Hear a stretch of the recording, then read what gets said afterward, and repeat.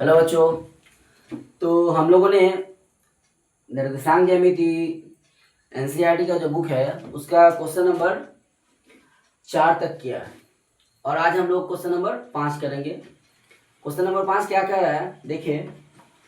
Question number 5 कह रहा है कि एक किसी चतुर्भुज का जो है ना वो साइड मतलब ये दिया हुआ है, निर्देशांक दिया हुआ है। क्या निर्देशांक दिया हुआ है?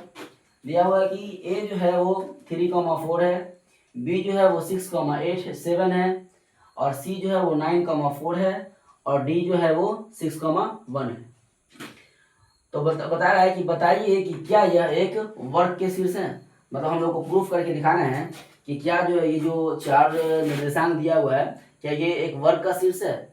तो हम लोग जनरली एक ये बना लेते हैं फिगर कि ये मतलब ये क्वाड्रेंट मतलब चतुर्भुज है। तो चतुर्भुज के यहाँ पे हम लोग फिगर बना लेते हैं पहले और यहाँ हम लोग प्रूफ करेंगे कि ये जो वर्ग है कि नहीं। तो ये मान लेते हैं ये ए है कोई पॉइंट, ये बी है, ये सी है और ये डी। तो ए कितना दिया हुआ है? ए दिया हुआ है आपका 3,4 और बी दिया है आपका 6,7 और सी कितना दिया है 9,4 और डी कितना दिया है? डी दिया है 6,1। ठीक है, ये आपका क्वेश्चन दिया हुआ है। अब क्या करना है कि हमको इसको प्रूफ करना है कि क्या ये जो है ये वर्ग है कि नहीं। तो वर्ग प्रूफ जब हम लोग करते हैं तो प्रूफ करने के लिए हम लोग को करना क्या होता है, सबसे पहले तो इसका एक दोनों विकर्ण भी हमको खींचना पड़ेगा। एक हो जाएगा ए सी और दूसरा हो जाएगा बी डी, दोनों विकर्ण हो जाएगा। ठीक है, उसके बाद हम लोग कैसे पता चलेगा कि ये वर्ग है, ये बहुत जानना जरूरी है।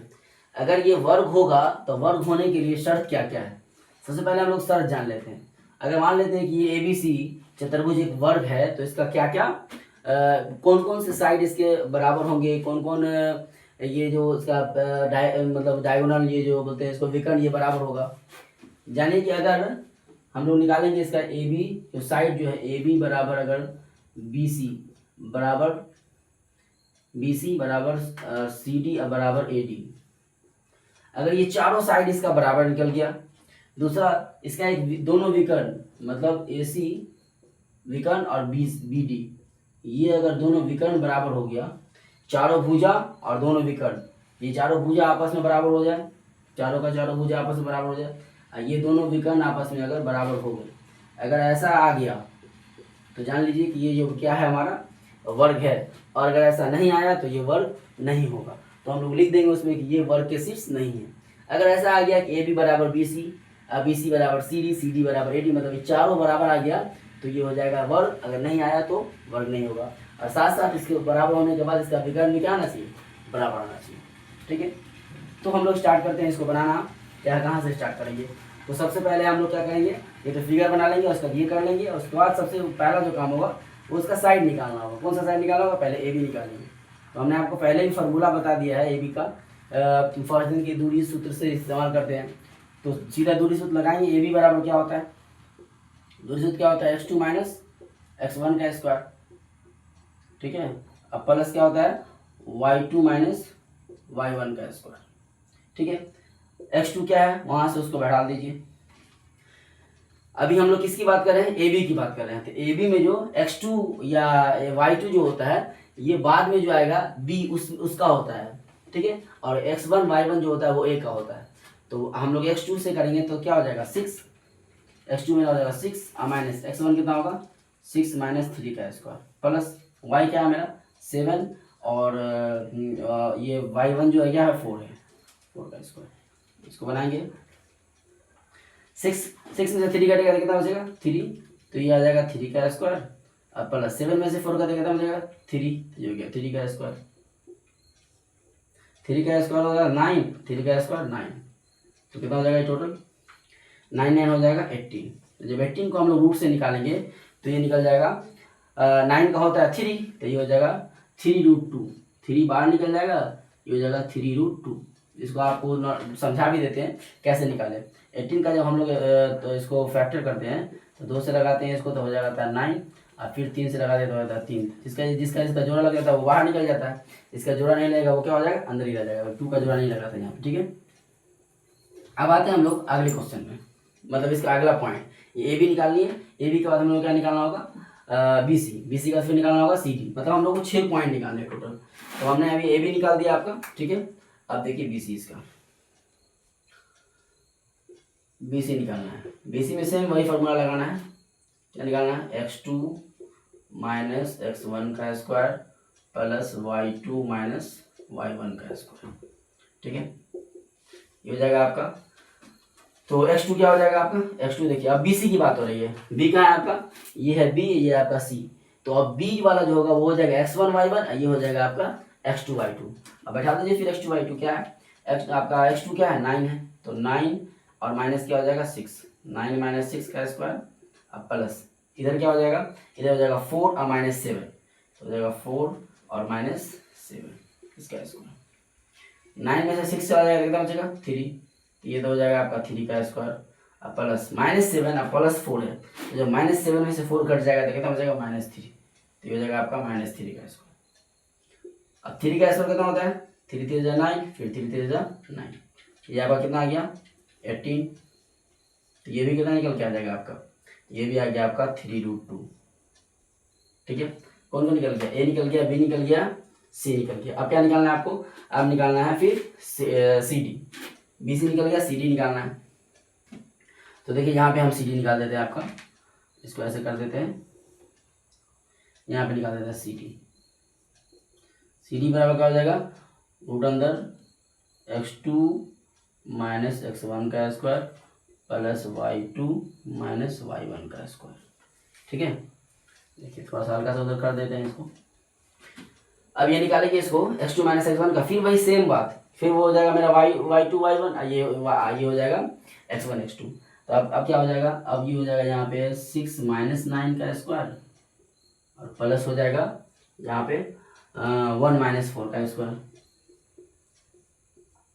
देखिए इसका भी उतना ही आने वाला है, 9 में से घटेगा तो बचेगा -3, तो हो जाएगा -3 का स्क्वायर। अब 4 में से 1 घटेगा तो ये हो जाएगा -3, हो जाएगा -3 का स्क्वायर। फिर इसको निकालेंगे तो कितना हो जाएगा 3 3 जा 9, 3 3 जा 9, जोड़ क्या आ जाएगा रूट अंदर 18, मतलब ये हो जाएगा आपका 3√2। ये भी वही बात आ गया, ठीक है। उसके बाद फिर निकालना है हमको, सी डी निकल गया, फिर निकालेंगे ए डी। ए डी आपका यहाँ पे निकाल देते हैं। देखिए अब निकालना क्या चीज, ए डी। ए डी वही होगा x2 माइनस x1 का square plus y2 minus y1 का स्क्वायर। सब में सेम काम करना है। अब इसका क्या हो जाएगा, फिर वही 6 में से 3 कट जाएगा, डायरेक्ट भी आप कर सकते हैं, 6 माइनस 3 का स्क्वायर और प्लस फिर क्या आ जाएगा 1 माइनस 4 का स्क्वायर। फिर आपका वही आ गया, ये हो गया 6 में तो होगा 3 का स्क्वायर प्लस हो जाएगा फिर -3 का स्क्वायर, हो जाएगा फिर 9, ये फिर हो जाएगा 9 और 9 9 लो कितना हो जाएगा 18, फिर इसका निकल कितना हो जाएगा 3√2। देखिए हर जगह पे इसका जो सब साइड है वो बराबर आ चुका है। यहाँ पे भी √3√2 आ गया, यहाँ भी 3√2 आ गया, यहाँ भी 3√2 आ गया, यहाँ भी 3√2 आ गया। अब हम लोग को क्या निकालना है, विकर्ण। विकर्ण निकालना है। विकर्ण कौन कौन है, विकर्ण है आपका ए सी और क्या है बी डी। तो विकर्ण निकाल लीजिए यहाँ पे, इसको यहाँ पे इसको क्रॉस कर देते हैं, यहाँ पे विकर्ण निकाल देते हैं। विकर्ण क्या हो जाएगा आपका, ये हो जाएगा ए सी। सबसे पहले ए सी निकालेंगे, रूट अंदर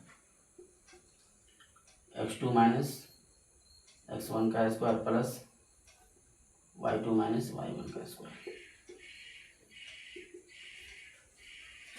देख लीजिए अब ए सी में क्या है, ए और सी का क्या है 9 माइनस 3, 9 माइनस 3 का स्क्वायर प्लस ये क्या हो जाएगा 4 माइनस, उसमें भी क्या है 4 माइनस 4, दोनों 4 पड़ा तो 4 माइनस 4 का स्क्वायर। ये हो जाएगा 9 का हो जाएगा स्क्वायर कितना हो जाएगा 6, हो जाएगा 6 का स्क्वायर प्लस हो जाएगा 0 का स्क्वायर।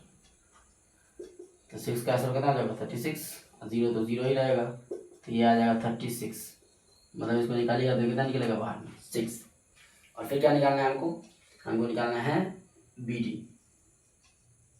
बी डी क्या हो जाएगा, फिर रूट अंदर x2 माइनस x1 का square plus y2 minus y1 का स्क्वायर। x2 क्या है इसका देख लीजिए 6 माइनस 6 देखिए 6 माइनस 6 6 में 6 घट जाएगा 6 का स्क्वायर और प्लस इधर क्या है आपका 7 माइनस 1 या 1 माइनस 7 दोनों चलेगा। अब क्या हो जाएगा आपका 6 में 6 गया तो 0 और प्लस 0 घटेगा तो हो जाएगा -6 का स्क्वायर। इसको रूट के करेंगे तो कितना हो जाएगा 36 और रूट से निकालेंगे कितना हो जाएगा 36 निकाला कितना निकल गया 6। अब ध्यान दीजिए गौर से देखिए इसको, अभी हमने आपको बताया था अच्छे से देख लीजिए सारे क्वेश्चन को। हमने कहा था आपको कि ए बी किसके बराबर होना चाहिए, ए बी बराबर बी सी बराबर सी डी बराबर ए डी होना चाहिए। गौर से देखिए ए बी आया कितना आपका 3√2, उसके बाद बी सी कितना है आपका 3√2, ए सी डी कितना है आपका 3√2, उसके बाद ए डी कितना है आपका 3√2 और आपका ए सी कितना आया है 6 और बी डी कितना आया है 6। तो ध्यान दीजिए यहाँ पे सब बराबर हो गया, ये जो चारों भुजा क्या हो गया आपस में बराबर हो गया और दोनों विकर्ण बराबर हो गया। क्योंकि चारों भुजा और दोनों विकर्ण बराबर हैं इसलिए क्या है ये क्या है ये एक वर्ग है। तो यहाँ पे हम लोग लिख सकते हैं कि चूंकि लास्ट में लिख देंगे, अगर लैंग्वेज में लिखना हो तो लिख देंगे, नहीं तो ये तो लिखा ही हुआ है कि चूंकि ए डी चूंकि यहाँ पे लिख दीजिए कि चूंकि ए बी बराबर बी सी बराबर सी डी बराबर ए डी और ए सी बराबर बी डी, इसलिए यह वर्ग के शीर्ष है, यह एक वर्ग के शीर्ष है।